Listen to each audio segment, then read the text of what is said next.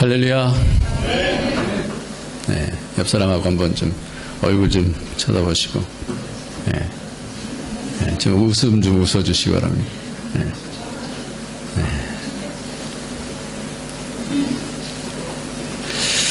우리의 일생 가운데 이 시간은 한 번밖에 없습니다. 이 시간에 채워야 되는 은혜가 있습니다. 우리의 인생이 그냥 지나가면서 만들어지는 것이 아니라 우리의 인생은 하나씩 지금 지어져 가는 겁니다. 그러니까 한순간이 하나님의 은혜로 채워져야 그래야지 아름다운 성전으로 이렇게 세워질 수가 있습니다. 이때 이 한 시간을 여러분들 깨어서 하나님의 은혜로 채우시는 이 시간이 영혼을 경험할 수 있는 그런 시간이 되어지기를 예수님의 이름으로 축원합니다. 우리가 계속해서 지혜로운 건축자라고 하는 그런 말씀을 지금 같이 나누고 있는데요. 세 번째로 지혜로운 건축자에 대한 말씀을 오늘 나눕니다. 지난 몇 주 동안에 우리가 세상의 기준이 된 돈과 권력과 성에 대한 그런 부분들을 어떻게 기준을 잡아서 살 것인가. 우리의 인생은 이 부분을 믿는 사람이라 할지라도 이 부분에 대해서 많은 마음이 돈, 권력, 이 성에 이렇게 마음이 가 있게 되어집니다. 그 부분을 어떻게 채울 것인가? 그 부분 가운데서 어떻게 무슨 기준을 가지고 살게 되어질 것인가? 그것을 통해서 내가 하나님 나라를 어떻게 세울 수 있는가? 하나님 나라를 세우는데 우리가 이 부분에 있어서 한쪽으로 쭉 쫓아가면 그러다 보면 어느새 모르게 내가 세상을 섬기는 자가 되어지는 거예요. 내가 돈을 따라가게 되어지면 세상을 섬기는 자가 되어지는 거예요. 하나님 자리에 돈이 와 있게 되어지는 거예요. 우리가 믿는다 할지라도 믿어서 구원을 얻는다고 얘기하지만 그러나 잘 보면 내가 섬기는 것이 뒤바뀌어지게 되어지는 거예요. 그래서 하나님 나라를 세우는 자가 되지 아니하고 세상 나라 속에서 파묻혀서 살 수밖에 없는. 그래서 49대 51 이것이 내가 하나님의 영적인 은혜가 나를 사로잡지 않으면 그러면 어느 순간에 내가 세상 속에서 세상적인 기준을 가지고 살게 될지 모르는 거예요. 그래서 이런 부분들이 점점 우리가 건강해져야 되는데 건강해지려면 하나님께서 어떤 기준으로 살라고 하는 것인가를 우리가 잘 알아야 돼요. 그래서 이 매일마다 49대 50일에서 맴도는 인생이 아니라 교회 오면 하나님 말씀으로 살아야지. 그러다가 딱 바깥에만 나가면 또 세상적인 여러 가지 생각 가운데 빨리빨리 머리가 돌아가서 그렇지 그 사람이랑 만나서 내가 이 얘기 해야지. 하나님의 기준이 아닌 세상의 기준으로 금방 바뀌게 되어진다고 한다면 우리의 면역력은 점점 떨어지게 되어서 언제 세상에 있는 악한 것에 의해서 병에 걸릴지 모르는. 그래서 지난 주간에 우리는 이 모든 것 돈이나 권력이나 성이나 이런 부분들을 통해서 하나님 나라를 세울 수 있는 자가 되어야 된다라고 그렇게 얘기했는데 이것이 마음만 갖는다고 해서 되는 일이 아니거든요. 그래서 우리는 지난 주간에 성령을 통하여서 하나님의 깊은 것을 알 때에 그렇게 무너지지 아니하는 불로 공력이 드러날 때에 그때 무너지지 아니하는 그런 성전을 지을 수 있다 이렇게 얘기를 했습니다. 그래서 우리가 육에 속한 사람인지 육신에 속한 사람인지 성령에 속한 사람인지 우리의 삶을 한번 우리가 되돌아봤으면 좋겠어요. 물론 우리는 예수 그리스도를 믿으니까 육에 속한 사람 아니에요. 그러나 육신에 속한 사람인지 아니면 성령에 속한 사람인지는 그것이 왔다 갔다 하는 그런 가운데서 내가 이 가운데서 예수를 믿어서 살지만 그러나 구원은 받겠지만 이 땅에서 집 짓지 못하고 아주 부끄러운 구원을 얻을 수도 있는 거예요. 그러니까 구원만 받았다고 해서 땡이 아니라 구원받고 나서의 우리의 삶 속에서 얼마만큼 중요한 하나님의 목표는 결국은 우리를 구원시키셔서 하나님의 목표는 구원 자체가 목표가 아니라 구원 자체가 뭐냐면 하나님 나라의 백성이 되어주고 하나님 나라를 이루고 하나님의 성전으로 세워지는 것이어야 돼요. 그래서 그렇게 되려면 내가 건강해야지 사람들을 세울 수 있고 도울 수 있는데 그렇지 않으면 늘 엎어져서 병 걸려서 늘 세상의 백성으로 그렇게 살 수 있게 되어진다. 그래서 우리가 그 뿌리 깊은 안목의 정욕 원가 계산하면서 그것이 보여질 때 내가 욕심이 생겨져서 그것을 소유하고 싶은 안목의 정욕과 인정받고 싶은 그런 이생의 자랑, 그것을 통하면은 내가 모든 헌신을 다할 수 있다. 회사에서 남자는 인정하면은 몸을 바치잖아요. 그런 이생의 자랑을 위해서, 또 육신의 정욕을 위해서 그렇게 살게 되어지는 그런 사람이 될 건지. 제가 지난 주간에 제가 그것이 알고 싶다라는 그런 프로를, 시사 프로를 참 잘 이렇게 보는데 상당히 박진감 있게 그 모든 것을 이렇게 풀어나가는 그런 부분들이 참 좋아요. 근데 그걸 보다가 2012년에 그 한수원, 한국 수력 원자력, 그 다음에 한수원은 뭐죠? 그 다음에 한수원 회사? 주식회사에? 한수원 주식회사에. 그 주식회사에 대한 그런 얘기가 나오는데, 한수원에 대한 그런 얘기가 나오면서 어떤 사람이 하청업체에다가 로비를 하청업체하고 이렇게 해서 돈을 받았는데, 이 받으면서 그러면서 그 부하 직원은 구속됐고 이 사람은 자살을 했어요. 근데 이런 내막에 대해서 뭐 그렇게 제가 마음속에 그런가 보다 이렇게 생각을 했는데, 그 동료 중에 한 사람이 쭉 얘기를 하는 거예요. 이 사람은 그럴 사람이 아닙니다. 이 사람이 갑자기 앞에 아침에 자동차 사고가 났다면서 정비소에 간다고 했다가 이 사람이 자동차 사고가 난 게 아니라 모텔에서 목매달아서 죽었어요. 근데 그 사람은 그럴 사람이 아닙니다. 그 사람은 술도 안 마십니다. 그 사람은 담배도 피지 않습니다. 그 사람은 신실한 신자입니다. 이렇게 얘기하는데 제 마음속에 꽉 막히는, 이게 세상이구나. 이게 세상이구나.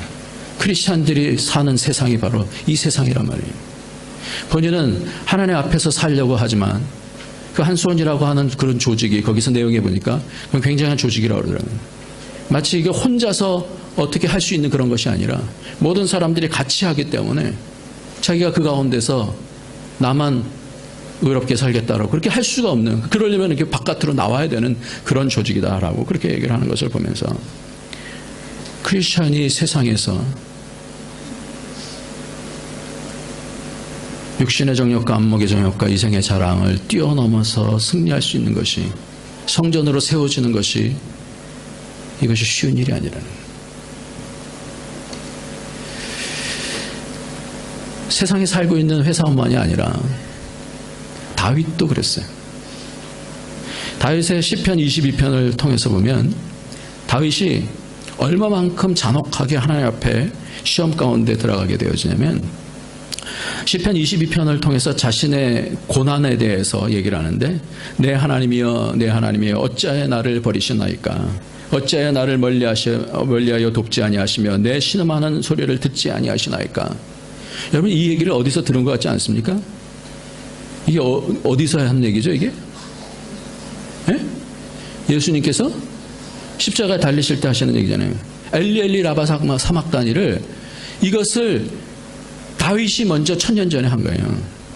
그것을 예수 그리스도에 대한 그 상황을 바라보면서 1000년 후를 바라보면서 그 가운데 옷을 제비 뽑는 내용도 나오고요, 뼈를 꺾지 아니하는 그런 내용도 나오고, 정확하게 1000년 후를 바라보면서 그것을 동일하게 이 다윗도 경험하는 것을 보는 거예요. 하나님이 아무리 내가 기도를 해도 하나님께서 듣지 아니하신다는 거예요. 내 신음하는 소리를 듣지 아니하시나이까, 어찌하여 나를 멀리하여 돕지 아니하십니까. 하나님이 계시지 않는 듯한 그런 절망의 시간을 통하여서 다윗을 보게 되어졌어요. 왜 하나님은 이 사랑하는 다윗에게 자기의 마음이 합한 이 다윗을 좀 좋은 길 가게 하시지, 기름 부으시고 10년 동안 그렇게 아주 참혹한 곳에 그렇게 빠뜨려 두시냐 이 말이에요. 그런데 이것이 다윗만 그런 게 아니라 욥도 그랬고요, 요셉도 그랬고요, 성경에 있는 모든 사람들은 다 누구나 저와 여러분도 마찬가지로 이런 기간들이 있다라는 거예요. 우리가 이 세상을 살면서 하나님 나라를 세워야 되는데 세상 핑계만 될 수 있는 것이 아니다라는 거예요. 누구에게나 이런 것이 있다라는 거예요.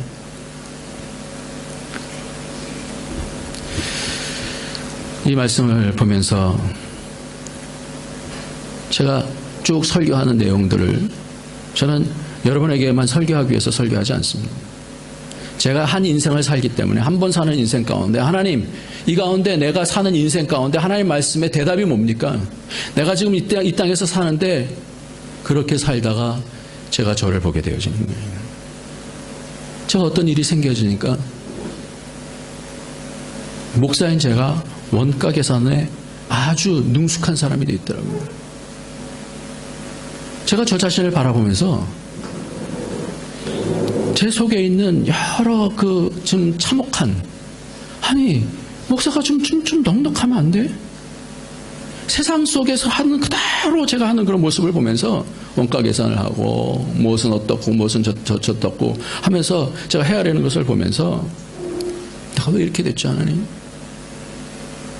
요즘 히브리서를 제가 이것을 통해서 다시 한번 이렇게 쭉 보면서 멜기세덱과 같은 그런 반차에 따라가고 싶다, 그런 생각을 많이 하게 됐어요. 멜기세덱이라는 것은 왕이거든요. 왕. 살렘 왕이에요. 살렘 왕. 그러면서 멜기세덱이라는 것은, 멜기라는 것은 멜렉이라는데, 이거 왕이라는 뜻이고 세덱이라는 제덱이라고 그러는데, 이것은 의라는 뜻이에요. 제덱이라는 것은 의의 왕이고, 그러면서 하나님의 제사장이다. 왜 이것이 그렇게 되고 싶냐면, 제가 성경에서 우리를 향해서 베드로전서에서 너희는 왕 같은 제사장이다라고 하는데, 이 멜기세덱이 바로 왕 같은 제사장이거든요. 제가 그렇게 앞에서 싸움을 싸우고 오는 아브라함을 맞이하면서 당신이 정말 잘 싸웠습니다 라고 하면서 맞이할 수 있는 그런 왕 같은 그런 넉넉한 세상 싸움 가운데서 힘들고 지친 사람들을 그냥 품에 안고 포도주와 떡을 주면서 위로할 수 있었던 그런 멜기세덱과 같은 왕이 되어야 되는데, 그런 반차를 쫓는 사람이 되어야 되는데, 제 속에는 여전히 뭐예요?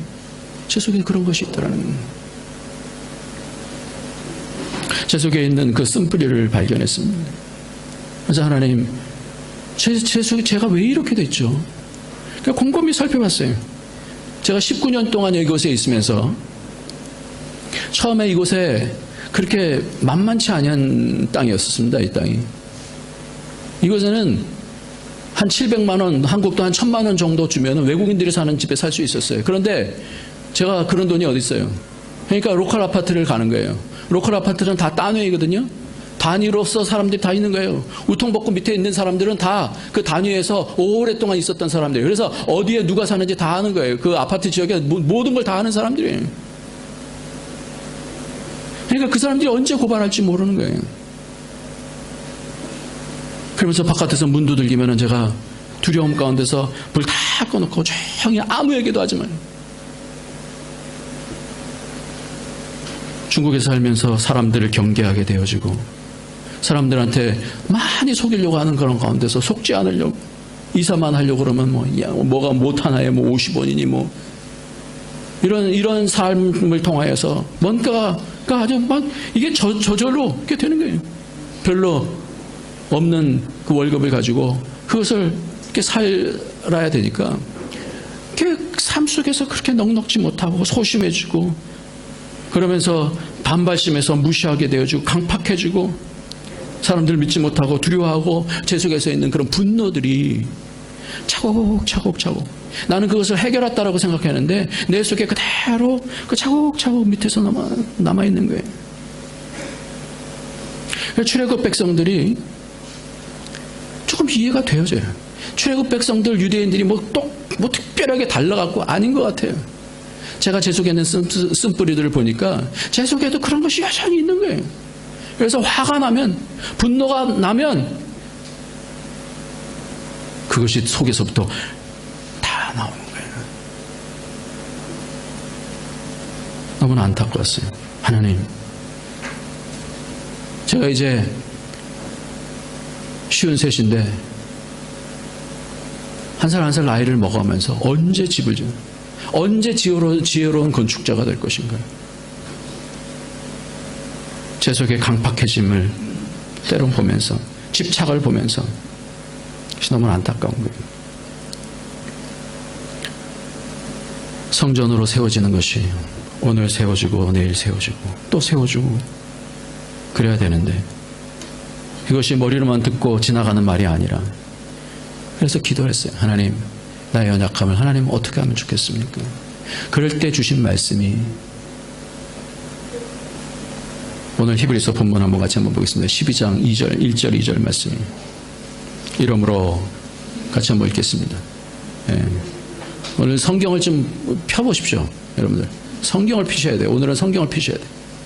여기 다 안 나와요. 안 해놨어요. 성경을 봤으면 좋겠습니다. 히브리서 12장 1절 2절 말씀을 같이 한번 보도록 하겠습니다. 읽습니다. 시작.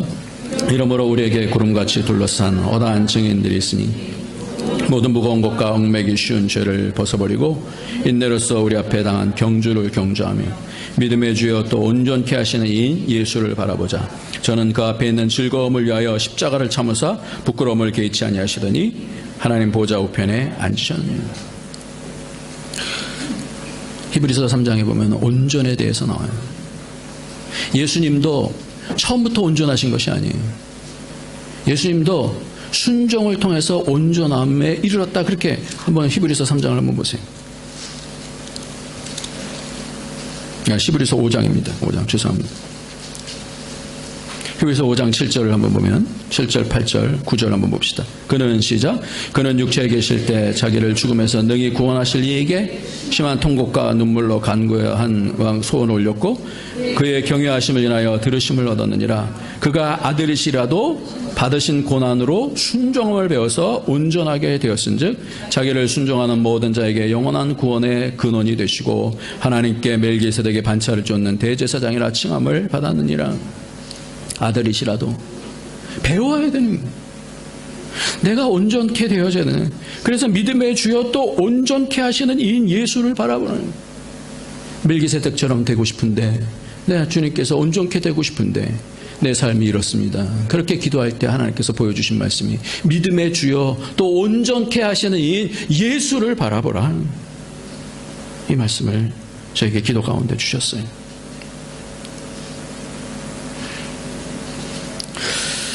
그러면서 히브리서를 다시 한번 쭉 봤습니다. 히브리서 기자는 예수 그리스도에 대해서 말씀하면서 하나님이 예수님을 향해서 주여라고 말씀을 해요. 그러면서 내가 오늘날 너를 낳았다 그렇게 말씀해요. 그래서 좀 아까 읽었던 그 말씀 순종을 통하여서 하나님께서 그를 낳으십니다.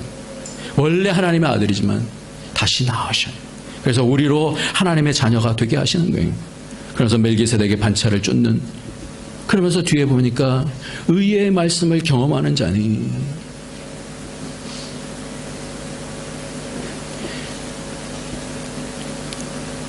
믿음의 연약한 자가 아니라 장성한 자가 되어지는 그 부분에 대해서 성경은 히브리서에서 말씀하고 있더라고요.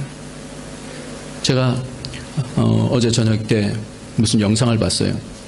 노무슨 목사님이라고 하는 분이 그 몸을 이렇게 단련시키는 뭐 그런 영상을 이렇게 봤는데 영상을 보면서 저분이 창세기의 선악과 뭐 이렇게 얘기를 하면서 그렇죠 이렇게 얘기를 하더라고요. 그러면서 선악을 하는 일을 우리에게는 허락지 않으셨기 때문에 우리는 선악을 알면 안 됩니다. 그래서 이분이 지금 뭔 얘기를 하는가. 여러분들 선악을 분별하라고 하나님께서 선악과를 주셨는데 선악을 분별하지 마요. 선악을 알면 안 된다고요? 잘 배워야 돼요. 우리가.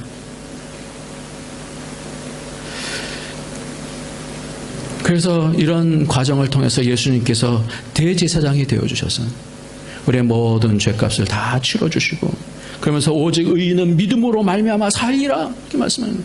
우리의 구원의 터가 되어주시고 우리로 하여금 믿음으로 말미암아 살리라 이렇게 말씀하는 거예요.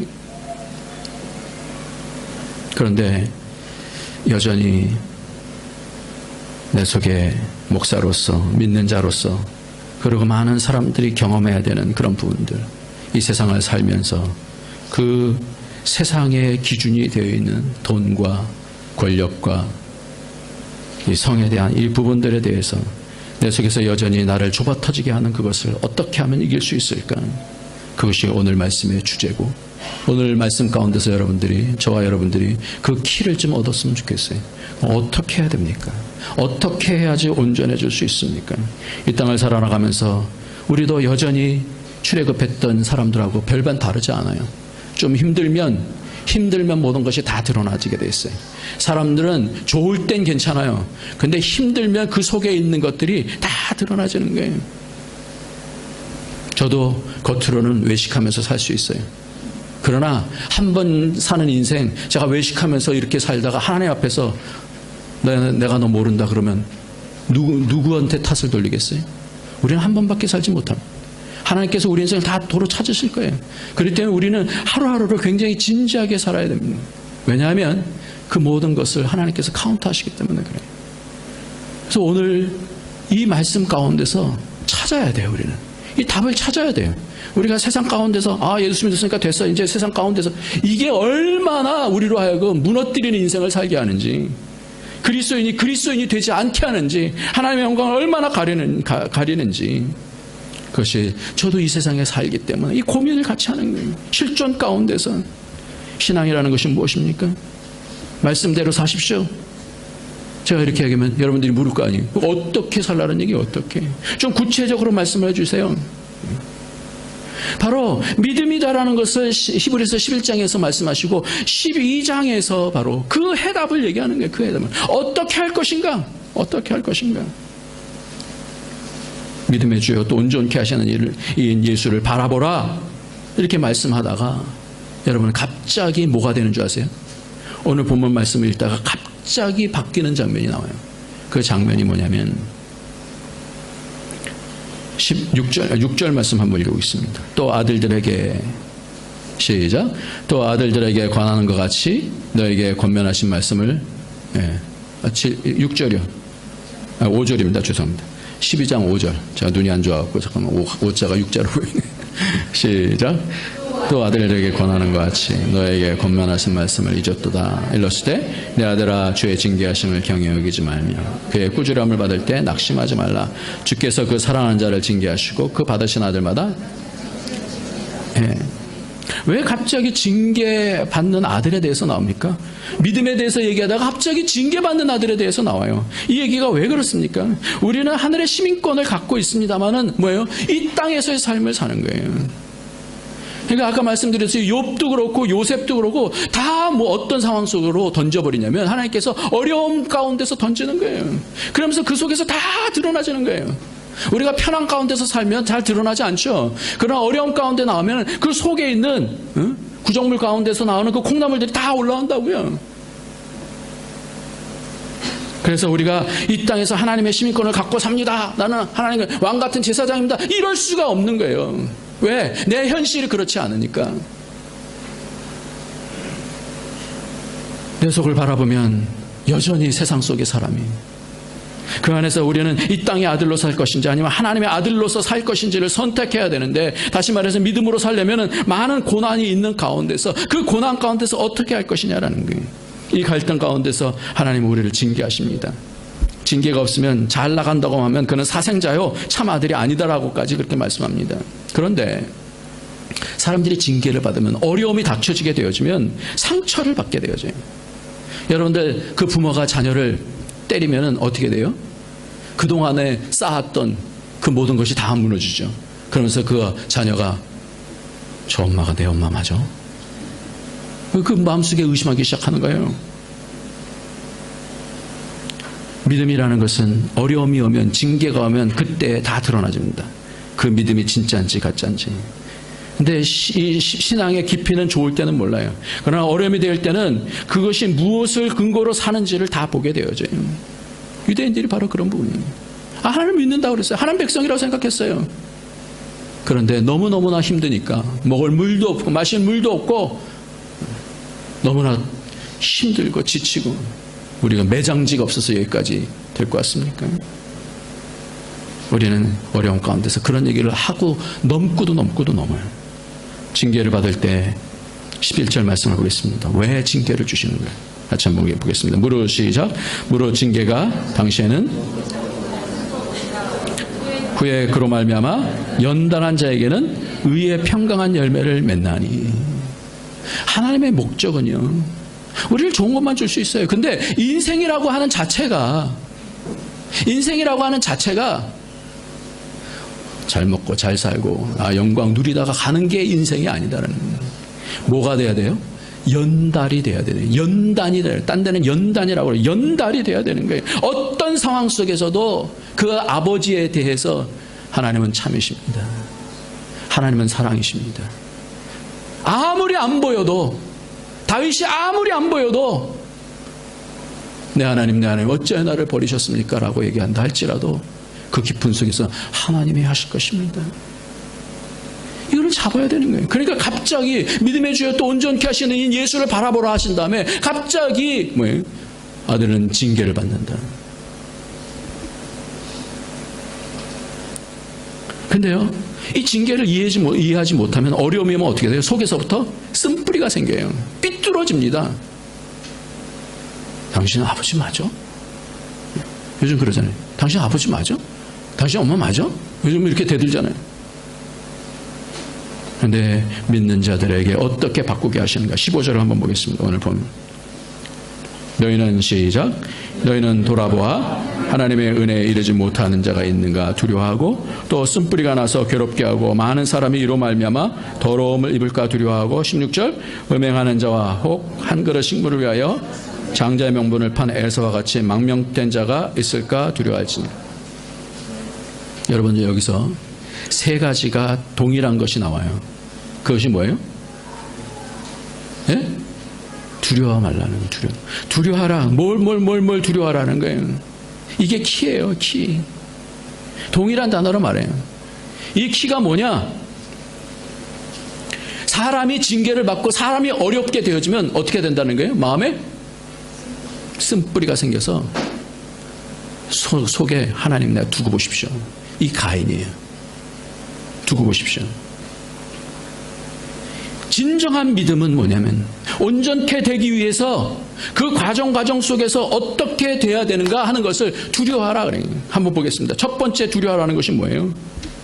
너는 돌아봐. 어떻게? 하나님의 은혜에 이르지 못하는 자가 있는가 두려워하라는 거예요. 시험 당하면 어떤 생각이 드는지 아세요? 그래, 여기밖에 교회 없냐? 내가 하나님 믿어? 장을 지진다. 하나님 나한테 이럴 수 있어요? 뭐예요? 어려움 당하면 바로 은혜에 이르지 못하는 거예요. 여러분 왜 예배가 중요한 줄 아십니까? 왜 예배 때마다 왜 은혜를 경험해야 되는 줄 아십니까? 안 그러면 뭐가 되느냐면 어려움들이 내 속에 쓴뿌리가 되고 내 속에 상처가 되기 때문에 그런 거예요.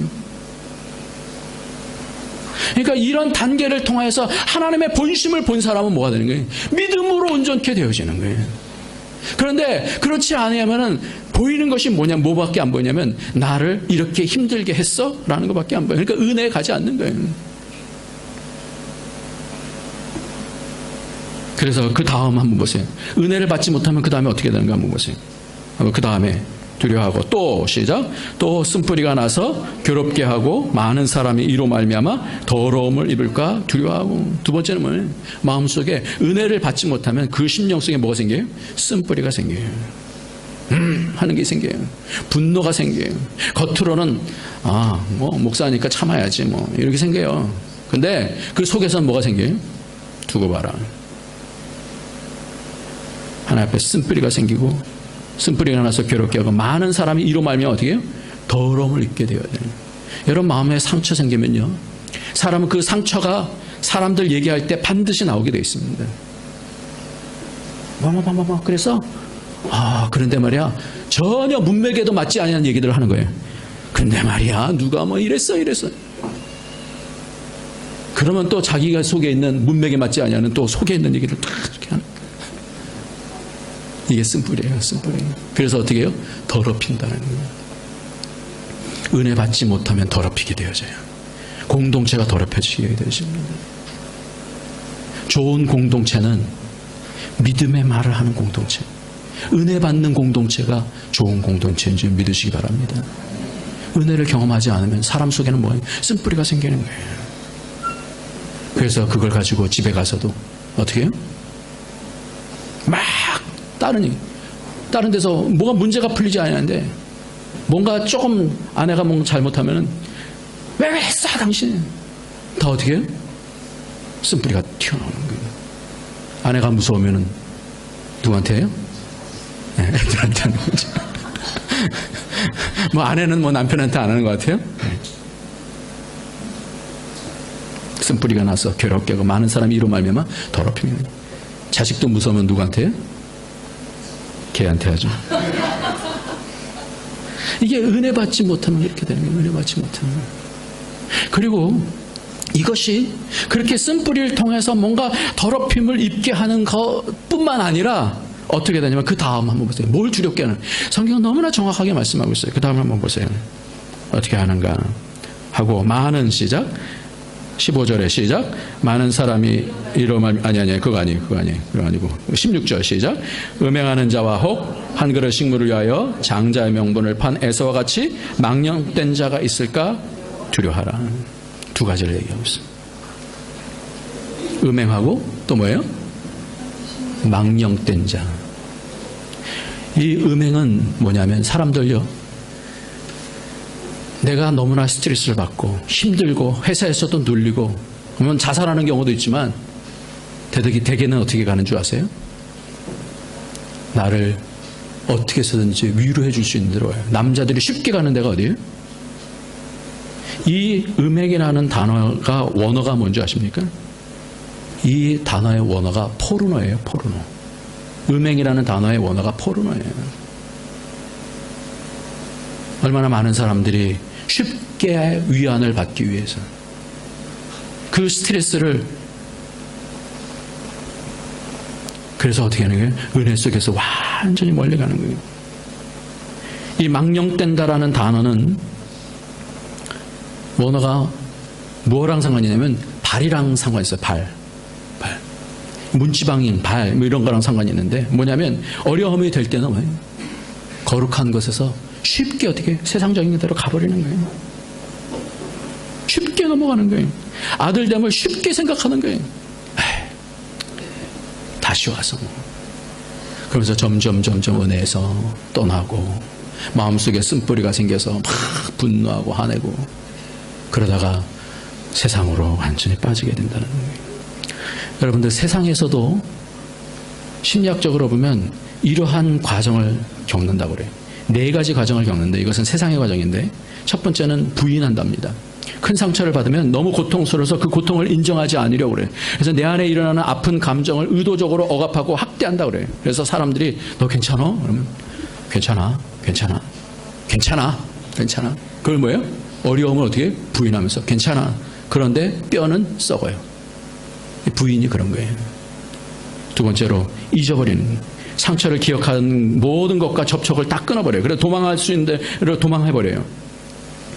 그러면서 세월이 약이겠죠. 근데 그것이 뭐냐면 잊는다고 잊어지는 게 아니라 내면 속으로 들어가서 쓴물이 되어지고 그것이 독이 되어진다는 거예요. 독이. 세 번째로는 쏟아내는 거예요. 제일 만만한 것이 아까 말했듯이 가정의 정서가 파괴가 되어집니다. 원망과 분노. 그래서 어떤 어려움이 있으면 당신 탓이야. 네, 탓하고. 그러면 그것을 받는 사람은 어떻게 해요? 그 상처를 그대로 받아야 돼요. 2배가 되는 거예요. 죽으면 끝나는 게 아니에요. 2배가 되어지는 거예요. 네 번째로는 덮어버린다 그래요. 거절과 거역에서 오는 아픔을 사람들은 쾌락이라는 정욕으로 덮어버린다 그래요. 쾌락이라고 하는 정욕은 상처와 깊은 관계예요. 뭔가 내가 치유하고 싶은 거, 뭘 통해서라도 치유받고 싶은 거예요. 이것이 믿는 자라고 해서 우리 속에는 없습니까? 여전히 있어요. 어떻게 이겨야 되는가? 디모데후서 4장 10절에는 그래서 이런 상황 가운데서 대만은 이 세상을 사랑하여 나를 버리고 데살로니가로 갔고 그레스게는 갈라디아로 디도는 달마디아로 갔고 누가만 나와 함께 있느니라 라고 얘기하고 있습니다. 힘들면 세상으로 가는. 디모데후서 2장 16절에는 저의 말은 독한 창질의 썩어짐과 같은데 그 중에 후메네오와 빌레도도 있느니라. 진리에 관하여는 저희가 그릇되었도다. 진리의 말씀으로 오지 않으면 세상으로 가고 그 입술로는 독한 창질과 같은 썩어짐으로 간다는 거예요. 이렇게 이름까지 밝히면서 이야기하는 것이 뭡니까? 그렇다면 우리는 이 싸움 가운데서 어떻게 되느냐? 오늘 12장 4절 한번 보겠습니다. 예수님께서 이렇게 말씀해 주시는 3절 4절 한번 보겠습니다. 너희가 시작. 너희가 피곤하여 낙심치 않기 위하여 죄인들의 이같이 자기에게 거역한 일을 참으신 자를 생각하라. 너희가 죄와 싸우되 아직 피 흘리기까지는 대항치 아니하며. 어디까지 싸우라는 거예요? 피 흘리기까지 싸우라는 거예요. 우리가 정말 피 흘리기까지 싸웠나 한번 생각해 봐요. 나를 쳐서 복종시켜요. 고린도전서 10장 16절에 보니까 축복의 자는 그리스도의 피에 참여함이 아니며 우리가 떼는 떡은 그리스도의 몸에 참여함이 아니냐. 그 피에 동참하는 거예요. 우리가 성찬을 할 때는 뭘 하는 거냐면 내가 그 피에 동참하겠습니다. 믿음장이 바로 앞장이잖아요. 근데 이 믿음이다라는 것을 뭐라고 하냐면 머리로서 믿는 거라고 얘기하지 않아요. 하나도. 다 믿음이다라는 것은 뭘 얘기하냐면 그 증거가 있는데 그 증거가 뭐냐면 다 어떤 사람은 채찍질에 맞고 어떤 사람은 옥에 갇히고 다 뭐예요? 다 피 흘리는 거예요. 다. 우리가 믿음이다라는 것은 피 흘림. 예수 그리스도의 십자가에 동참하는 거예요. 힘들어도 그 안에 동참하는 거예요. 그러면서 어떻게 우리를 연달하신다는 거예요. 연달하신다. 두 번째로는 아까 말씀드린 대로 징계가 있을 때 예수님께서 그 순종하심을 통하여서 온전케 되었다니. 그러면서 연달이 되어졌다라고 그렇게 말씀하고 있는 거예요. 연달이 되어져서 의의 평강한 열매를 맺고 전원다리처럼 이 세상을 사는 자가 어그러지지 않고 고침을 받게 된다라고 그렇게 얘기합니다. 여러분, 하나님은 선하신 줄 믿으시기 바랍니다. 하나님 우리 아버지세요. 우리 아버지는 우리를 무너뜨리기 위해서 어려운 환경 주시지 않습니다. 반드시 그 가정 가운데서 우리를 이겨나게 해주실 줄 믿으시기 바랍니다. 그러니까 예수님은 그것을 바라본 거예요. 앞에 있는 즐거움 때문에 모든 것을 다 참으셨어요. 그 피 흘림까지 다 참으시는 거예요. 그러니까 그 목표를 향해서 가는 거예요. 그러면서 어떻게 해요? 집이 지어지는 거예요. 이게 지혜로운 자인 거예요. 세 번째로 14절 말씀 한번 보겠습니다. 14절 시작. 모든 사람으로 더불어 화평함과 거룩함을 조치라. 이것이 없이는 아무도 주를 보지 못하리라 그랬어요. 말씀을 마치겠습니다. 오늘 말씀 가운데서 주신 것이 13장에 그대로 해석해서 나와요. 13장에 그대로 해석해서 우리의 신앙이 멀리 있지 않아요. 우리의 신앙이 머리에만 있지도 않아요. 우리의 신앙은 우리의 삶 속에 있습니다. 그렇기 때문에 13장에서 뭐라고 얘기하냐면 4절 말씀을 보니까 모든 사람은 혼인을 귀히 여기고 침소를 더럽히지 않게 하라. 음행하는 자들과 간음하는 자들은 하나님이 심판하시리라. 13장 5절에 돈을 사랑하지 말고 있는 바를 족한 줄 알아. 같이 말씀하시는 내가 과연 너희를 버리지 아니하고 과연 너희를 떠나지 아니하리라 하셨느니라. 6절 같이 읽겠습니다. 시작. 그러므로 우리가 담대히 가로되 주는 나를 돕는 자시니 내가 무서워 아니하겠노라. 사람이 내게 어찌하리요 하노라.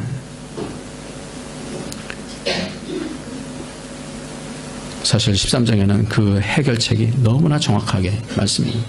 마음은 은혜로 굳게 하며 아름답고 식물할 것이 아니라 은혜로 채워지는 말씀을 정리하겠습니다. 여러분, 은혜 받을 때 은혜 받으시기 바랍니다. 놓치지 마시기 바랍니다. 하나님은 우리에게 오늘 예배를 통해서 하늘의 그 권세를 덧입혀 주시는 거예요. 그 덧입혀 주시는 그 힘을 가지고 살 때에 오늘 마음속에 있는 쓴뿌리들이 치료가 되어요. 하나님의 터치가 있으면 그것이 치료가 되어지는 거예요. 그리고 우리에게 더러움 가운데서 빠지지 않게 하시고 거룩함과 화평함으로 우리를 새롭게 하시는 줄 믿습니다. 공동체가 새로워져야 돼요. 여러분, 한 명이 아니에요. 오늘 사실 말씀은 뒤에 남아있는데 시간이 돼서 말씀을 드립니다. 공동체가 새로워져야 돼요. 한 명 한 명이 새로워지면서 공동체. 좋은 교회는 시설 좋은 교회가 좋은 교회가 아니라 공동체가 이 싸움 가운데서 집을 짓는 교회들이 우리 교회가 주의 손에 의해서 날마다 만져지는 그런 교회가 되어지기를 소망하며 우리가 그런 삶을 따르기를 예수님의 이름으로 축원합니다. 기도하겠습니다. 이 시간에 함께 기도합시다. 하나님 내 속에 있는 쓴뿌리들을 주님의 은혜 아니면 치료받을 수가 없습니다. 은혜를 부어 주옵소서. 그래서 하나님 교회를 가정을 하나님의 은혜로 새롭게 할 수 있는 자가 되게 해달라고 우리 다 같이 통성으로 기도하겠습니다. 할렐루야. 하나님 아버지, 하나님께서 오늘도 불러주셔서 아버지 하나님의 믿음을 따르게 해주시니 감사합니다. 오늘도 하나님 믿음으로 산다고 하지만 하나님 그 믿음을 너무나 구체적으로 믿음의 주여 또 온전케 하시는 이 예수를 바라보라 말씀하시면서 믿음의 실존 가운데서 우리가 어떻게 살아야 될지를 가르쳐 주시니 감사합니다.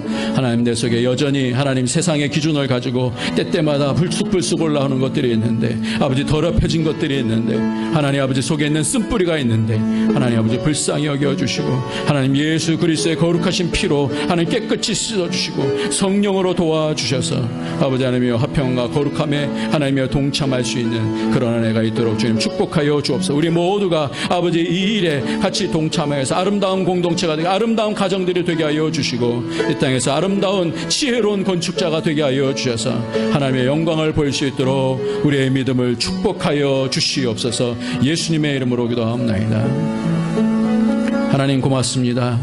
말씀을 통하여서 삶을 통하여서 하나님의 은혜를 받을 수 있는 깨끗한 그릇 되어질 수 있도록 날마다 우리를 축복하여 주시옵소서.